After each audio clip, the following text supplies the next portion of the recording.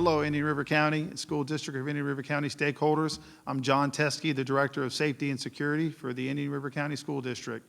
I'm joined today by Captain Milo Thornton from the Indian River County Sheriff's Department. Thanks for having me, John. Thank you for being here. We'd like to give you an overview of safety and security best practices that we have implemented and put in place. We'd like to give an overview of some of the physical, structural, and mindset changes that we have in place that support our emergency management plan, all related to school and student safety. So, Captain Thornton, I think you can agree that prevention is very important. It's step number one in keeping everyone safe. Yes, sir, I do agree with that. I have the philosophy, if you can prevent it, if you can predict it, you can prevent it. So tonight, we'd like to showcase some key interesting information on Fortify FL, our See Something, Say Something campaign. We'd like to discuss Raptor, the mobile app. We want to talk about our site drills, what things look at our schools leading into the fall with the return of students, what types of training that our law enforcement, students, and teachers might partake in, and the data collection reporting tools that we use to ensure that we stay compliant. So here first we have the Fortify FL Suspicious Mobile App. This promotes our See Something, Say Something campaign. With Senate Bill 7026 and 7030, Governor DeSantis mandated that all school districts implement a mobile suspicious reporting app. We are very blessed to have Fortify FL on hand with us here. And as we promote Fortify FL, it's become a valuable tool for anyone in the community to use to report something that is suspicious. Remembering that Fortify FL is open to all community stakeholders, we encourage everyone to visit the website listed at the bottom of the page or simply Google Fortify FL to ensure that they have a means to communicate with the school district, law enforcement, and the Office of Safe Schools. Captain Thornton, how has Fortify FL enhanced your job and your deputies? Yes, sir. This application has been extremely useful at the Indian River County Sheriff's Office. Each of our school resource deputies, our sergeants and patrol, our detectives, they're required to have this on their phones and their desktops. It gives us the opportunity to review, to receive the information as soon as it's uploaded, and for us to come up with a response. We've received these at 2 in the morning, 3 in the morning, about incidents that are planned or had previously taken place, and we responded accordingly. So I encourage each of you to download this app and to provide any and all suspicious activity through this app so that we can respond accordingly. Just as a reminder, Fortify FL should be advertised in all schools and front offices via poster. It's also located on our school district website, and it is mandatory to be advertised on any and all student devices.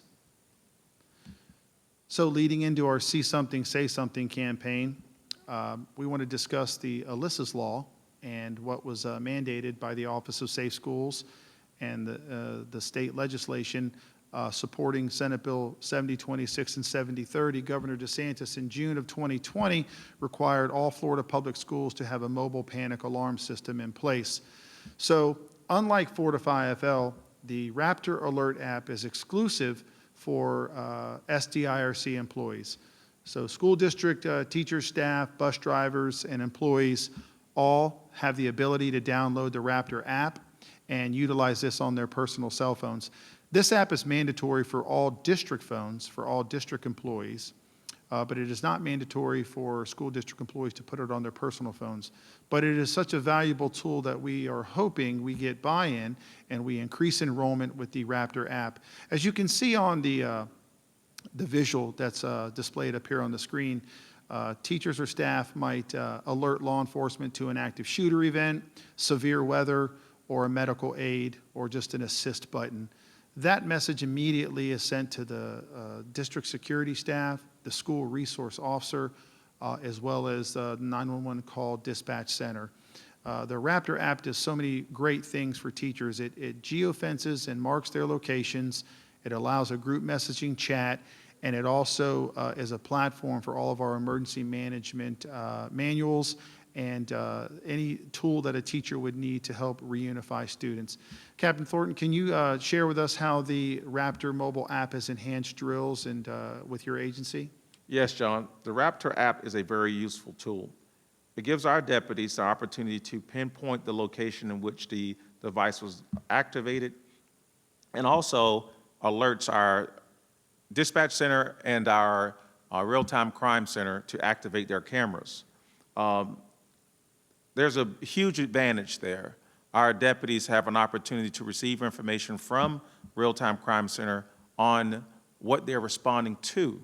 So we encourage each teacher, each staff, if they have not downloaded the Raptor app, to do so. Yeah, thank you, Captain Thornton. I think we can all agree Alyssa's law is crucial in promoting school and student safety, and we appreciate any and all buy-in that we can get from our stakeholders, and we appreciate the training law enforcement continues to give us with the Raptor app.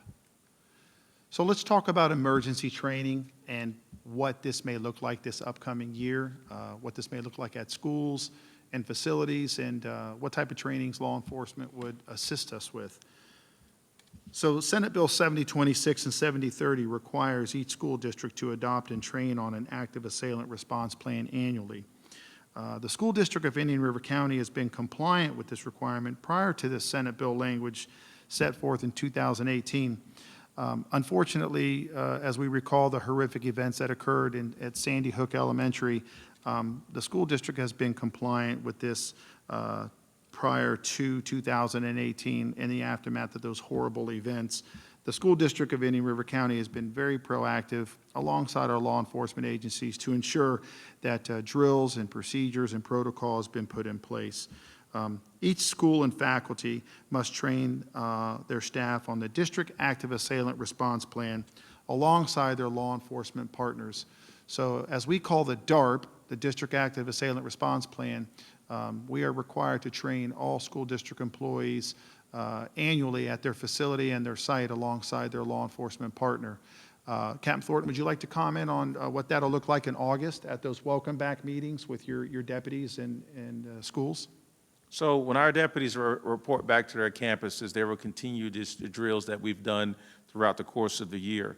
The deputies are training side by side with our students and staff, as well as the emergency management services. We want to ensure that the students know what's expected of them, staff know what's expected of them, as well as our deputies. The emergency management plan is updated annually, and it is a requirement to update and review all of our policies and procedures that are referenced within inside the EMP. This is a confidential document. It is not open to the public, but we do gain and solicit input from all of our law enforcement agencies, as well as the Office of Safe Schools, to meet this requirement. The emergency management plan is on hand at our schools, and it covers all types of emergencies, not just active shooter, but severe weather or any crisis or emergency event that that school might encounter. So here we have another piece of the Raptor software platform. If you visited any of our schools, you've probably been asked to scan your license or your ID as you come in. That is the Raptor kiosk. The Raptor management system does so many things. We've already shared with you the Raptor app that employees will have on their phone, but now we're going to talk about the drill manager system and what the Raptor kiosk can actually do. To be compliant with Office of Safe School mandates, to be compliant with fire marshal policies and procedures, to be compliant with state law, we have to track and monitor all of our safety drills. We always have those unscheduled drills that happen at schools where a fire alarm might be pulled or a smoke detector might go off. All of those drills are cataloged here within the Raptor Drill Manager software. But we want to reassure the public that our drills are scheduled, they're monitored, they're evaluated, and then they're actually inputted, and that information is sent to the state of Florida. Principals and assistant principals are trained on how to schedule drills within their school calendars. They receive reminder emails, they receive feedback, they receive alerts, and then law enforcement's requirement is to actually upload the evaluations, the checklists, the after-action reviews within that drill manager program. We're very fortunate and lucky to have expanded the Raptor system to not only sign visitors in safely, to be compliant with Jessica Lunsford Act, but to also track and monitor all of our safety drills. So Captain Thornton, we're going to now talk about facility protective measures. We're going to discuss what that might actually look at a school. As somebody visits our campuses, some of the things they might see, of course, will be their school resource officer or deputy, perimeter fencing and gates, single point of entry or the internal vestibule of the office, what cameras and radio systems we're training on and using, and then, of course, keeping our doors locked to change that mindset that safety is first. So, Captain Thornton, please share with us about our school resource deputy programs within the school district. Sure, John. Each of the Indian River School District schools, our charter schools and St. Edward's, have an Indian River County deputy assigned to those campuses. The Vero Beach High School and Sebastian River High School have 3 deputies due to its population. That's 2 deputies and a supervisor on each campus. Those individuals work hand in hand with the principals, assistant principals, to ensure that our staff and students are safe. The deputies are required to walk about the campus from bell to bell, just looking for suspicious activity and to address it accordingly. Thank you, Captain Thornton. I know from the school district's point of view, we greatly appreciate what the Sheriff's Department, the City of Vero Beach, the City of Sebastian, the City of Fellsmere Police Departments, what you all do to keep our campuses safe on a daily basis. So perimeter fencing and gates. It's probably the first physical measure you'll see as you approach any of our campuses. As you drive in and approach the property and move through the car and bus loop, you're probably going to encounter fencing and gates first. We just want to reassure the public what we're doing, follow through with best practices with the selection of materials and the maintenance that we upkeep with. We're using commercial grade code and compliant materials on all of our campuses. All of our district playgrounds are within the single point of entry and perimeter fencing to enhance your children's safety as they're playing. Exterior campus gates are locked 24/7. Only authorized staff, school district employees, or approved vendors have access or keys to those gates or fences. We utilize an electronic access control system now on the exterior of some of our doors. We are moving through the access control system upgrade throughout the school district. All of our schools now have access control on exterior doors. We want to remind the public that we always are using commercial grade approved hardware for our doors and locks. Our windows are impact resistant since we live here in Florida. We have our own in-house locksmiths who maintain and can provide preventive maintenance on our locks and gates or doors at any time. If that job is something that they can't handle, we will contract that out to a vendor. But we do have the ability to make those corrections immediately through the work order system. And we do have service contracts with selected vendors to ensure gates, fencing, and access control are inspected and maintained annually and are compliant.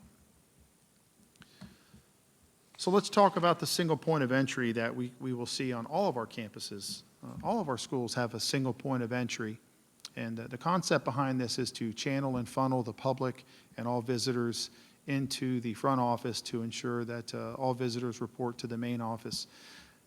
We have 3 of our wonderful schools here, Fellsmere Elementary, Sebastian River Middle School, and Vero Beach High School. We have an elementary, a middle, and a high school as different examples.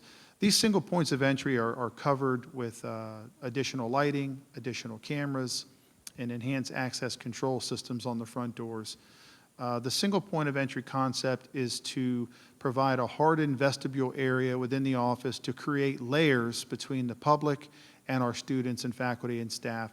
The layered approach of security has proven effective, and we want to keep as much distance between the public and our students as possible. As you visit some of these campuses, you might see a school resource officer or deputy. Their office would be located within the front area vestibule of the single point of entry. Captain Thornton, if that office is there, does that mean that there's always a deputy or an officer on hand? So if there's students on campus and teachers on campus, you can be assured that there's at least one deputy on that campus. Those deputies are encouraged to be visible. That means they need to be walking about the campus, interacting with the students, looking for suspicious behavior. Yes, to your answer, that door is open. There's absolutely a school resource deputy on that campus. And thank you for that clarification. Just reminding the public that, each and every school is built different, looks different, and their single point of entry is going to look different as well, too. But we are continuing to harden the vestibule office areas in our schools. That is an ongoing project, and that will surely continue to enhance and keep our kids safe. So we're going to end our presentation with cameras and radios, and we'd like to just discuss with the public our security cameras. We have over 800 cameras located throughout the district with over 1,100 views, and those views immediately can be sent and accessed to the Real-Time Crime Center at the Sheriff's Department. Our cameras that are strategically placed in coordination with law enforcement to cover those areas on campus that we feel are imperative and important. Captain Thornton, would you like to just briefly touch on the Real-Time Crime Center and how that enhances school security? Yes, sir. So during our partnership with the Indian River School District, we've been able to provide access to the cameras through our Real-Time Crime Center. This is a live footage where our men and women have the opportunity to monitor the activity that's taking place in our schools. It's important for us to know the layout of the schools because each school is different, and our responding deputies are directed to the right location. So we want to just reassure the community that our schools internally can communicate with law enforcement. It's imperative that our teachers and staff and principals communicate with themselves as well as communicate with law enforcement. Our schools train on their two-way radios, and they also train on their emergency radio, which has a direct link to the Emergency Operations Center within the county, as well as to the security department, and as well as to law enforcement. Part of those required drills under that Senate bill language is that the schools train and learn to communicate in different means and modalities to ensure the message reaches law enforcement as quickly as possible so they can respond with that. Teachers and staff use those radios on a daily basis. As you've visited campuses, you've probably seen them talking internally. Then the front office, of course, has an emergency radio that can reach out to all law enforcement agencies. Captain Thornton, your deputies carry several radios. What do they all do, and how can they help enhance safety? So our deputies are continuously monitoring communication throughout the schools and throughout our patrol. It's important for our parents to understand if we put a school in lockdown, that doesn't necessarily mean that there's an incident occurring on the school campus. These could be incidents that are occurring in close proximity of that particular campus. And just due to safety measures, we want to ensure that our students and our faculty and those visitors on that particular campuses are safe. So we put the school in a particular lockdown mode. So our deputies are in essence, an air traffic controller. They are listening to all the communication and making the split-second decisions based on what is being reported to them. Well, thank you for that clarification, that excellent detail. Thank you again, everyone, for joining us on Facebook Live. We appreciate everyone's time tonight. Captain Thornton, any closing comments? Yes, sir. The safety and welfare of our students and staff is of paramount importance. It's safe to say that if a teacher feels safe, he or she is able to teach. If our students feel safe, they're able to learn. So thank you for having me. Thank you for being here. If there are any comments or questions, please feel free to email the School District of Indian River County webpage, the webmaster. Please feel free to reach out to myself, John Teskey, IndianRiverSchools.org, or Captain Thornton. We look forward to a great upcoming school year. Thank you.